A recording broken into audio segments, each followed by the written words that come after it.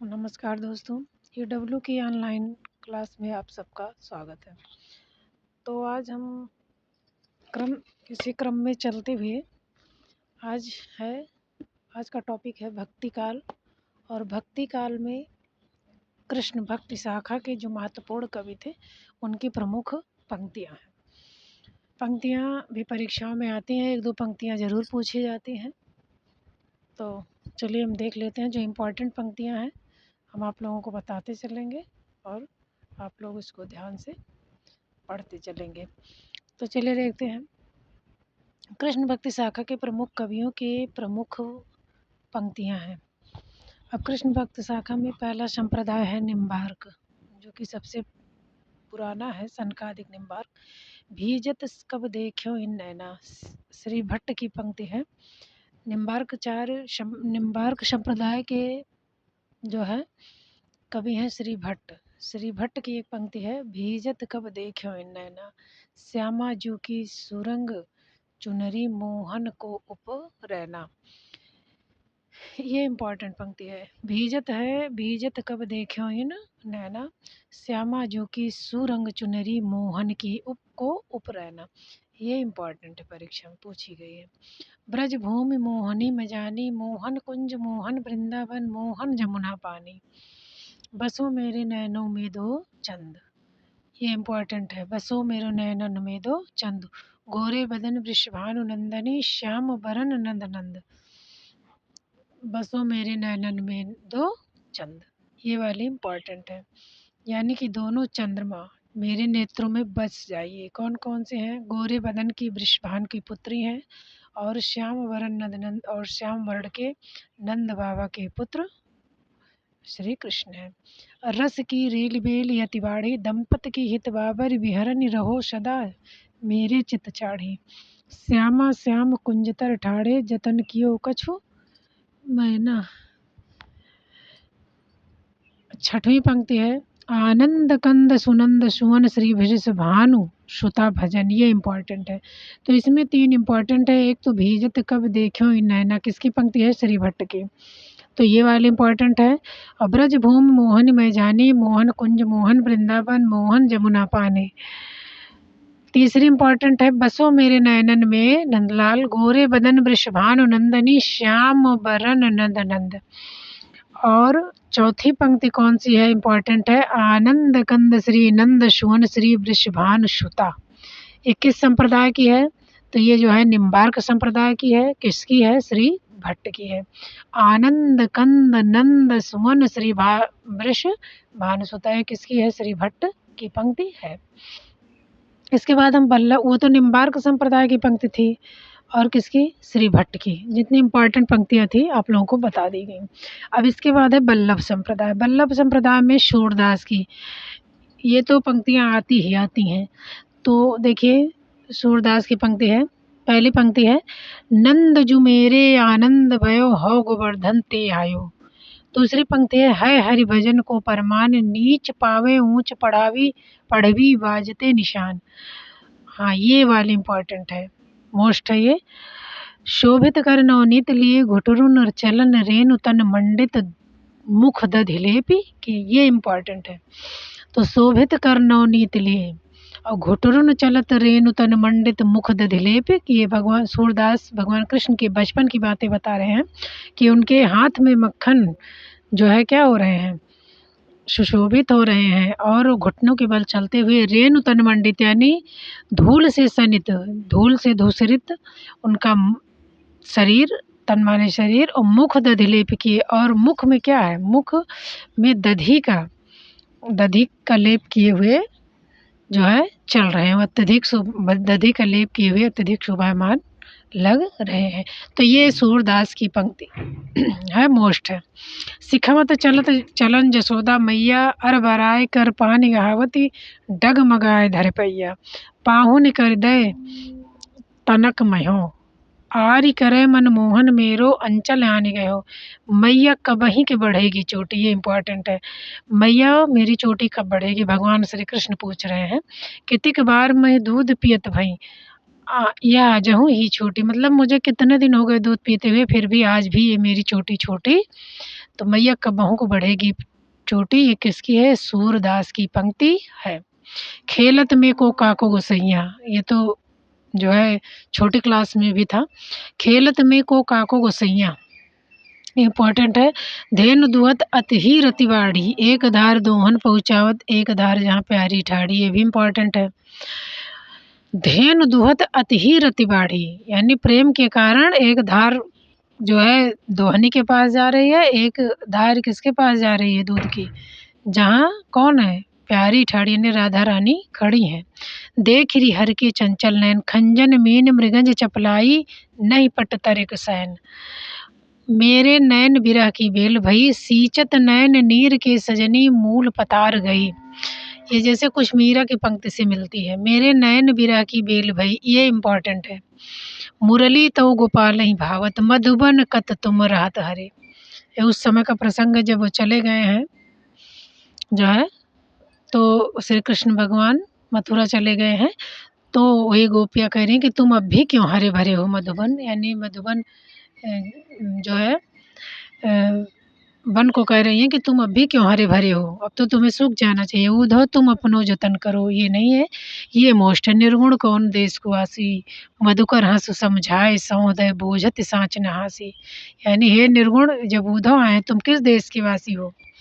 मधुकर हंस समझाए और बोझत सांच नहासी। मैं तुम मधुकर उन्हें भ्रमर की संज्ञा दे रही थी ना, तो कह रही हैं कि मैं जो है मैं आपको सौगंध दे करके कह रही हूँ, मैं सच पूछ रही हूँ आपसे कि तुम किस देश के रहने वाले हो, मैं सच पूछ रही हूँ, मैं कोई हंसी मजाक नहीं कर रही हूँ। 15 है, देखिए 15वीं पंक्ति है। बूझत श्याम कौन तो गोरी, कहाँ रहत काकी है बेटी, देख नहीं हूँ कहूँ ब्रज खोरी। मानो 16वीं पंक्ति है। मानो माई घन अंतर दामिनी। हाँ, ये भाई वेरी मोस्ट है। वेरी क्या? वेरी वेरी वेरी इम्पोर्टेंट, यानी कि मोस्ट है ये, ठीक।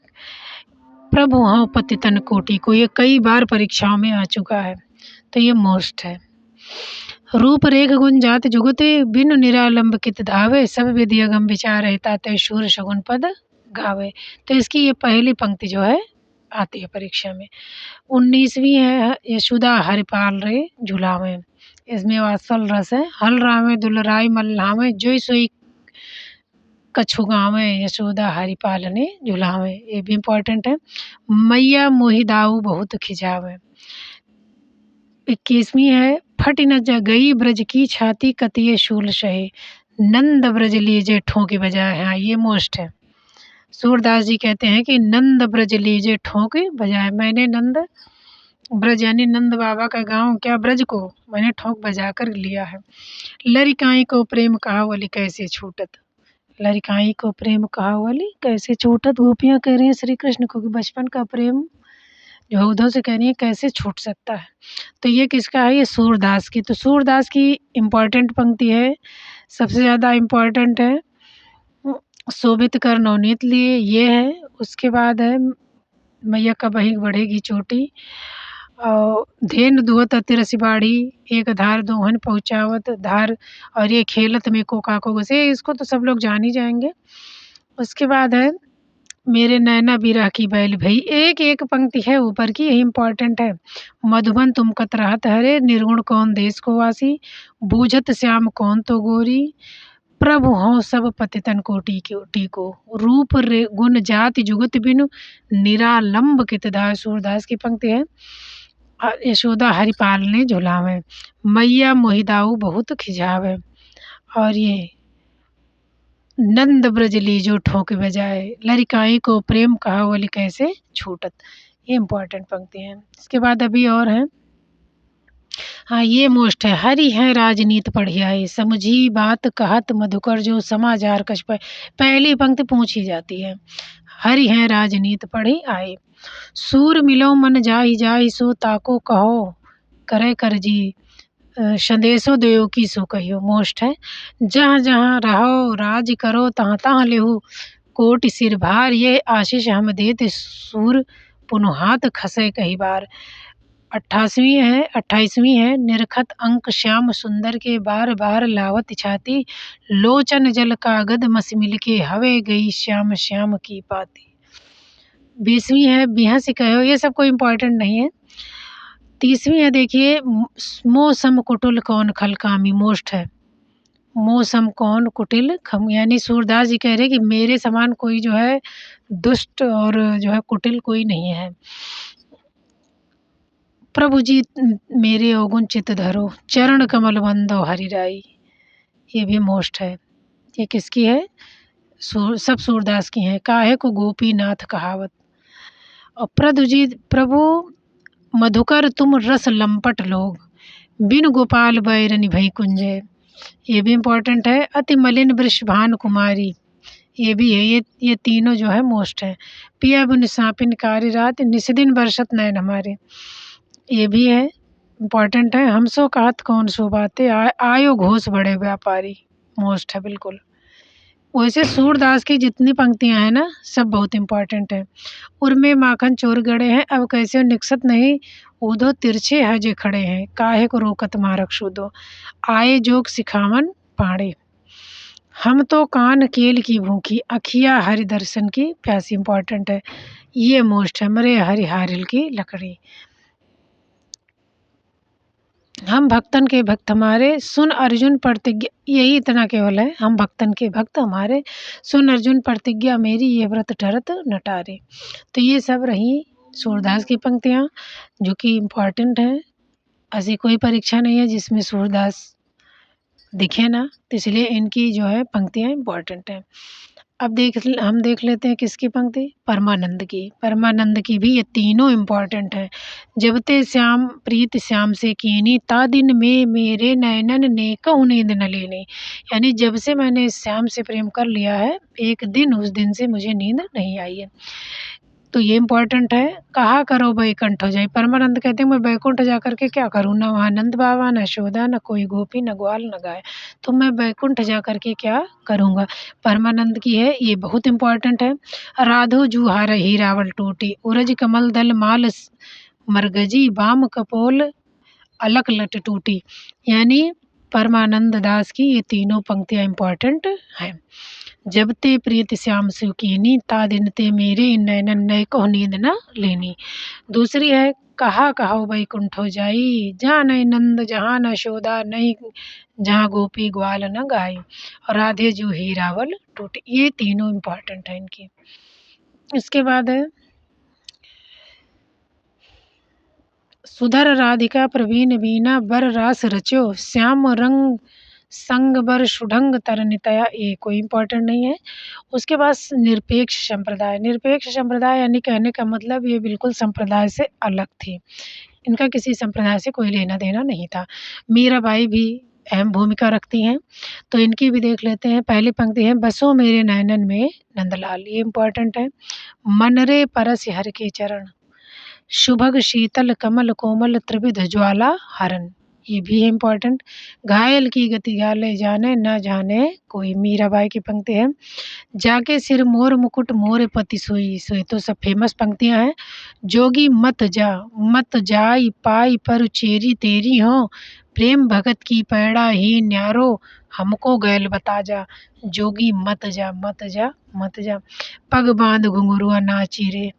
ये तो ये है, अलग है। मन रे परस हर के चरण, और ये तो सब लोग जानते हैं, बसो मेरे नैनन में नंदलाल, शेर मुकुट मेरे पति सोई, बांग मुंदरियो घर नाची रे, तो केवल यही है, जोगी मत जा और मन रे परस हर के चरण, तो ये सब मीरा की इम्पोर्टेंट है। अब आ गए रसखान। रसखान की पहली पंक्ति है, मानुष हो तो वही रसखान बसो संग गोकुल गाँव के ग्वारनी। कल्पना कर रहे हैं कि अगर मनुष्य हूँ तो मैं वही निवास करूँ, कहाँ, गोकुल के गांव में। या लकुटियर का मरिया यह राज तिनों पुर पै तजिडारो, ब्रह्म में ढूंढो पुरानन गावन, वेद अरिया सन चौगुन चायन, मोर पखा सिर ऊपर रखियो, कुंज की बाल गले पहिरोगी, ओढ़ी पीताम्बर लय लकुटी बन गोधन ग्वालन संग फिरोगी। और पचवा है, शेष महेश गणेश दिनेश सरेस सरेस हुजाई निरंतर गावे, ताहि हीर की छोकरियाँ छछिया भर छाछ पे नाच नचावे। तो ये भी जो है इम्पॉर्टेंट है। ये आती भी है शेषमयी पहली पंक्ति।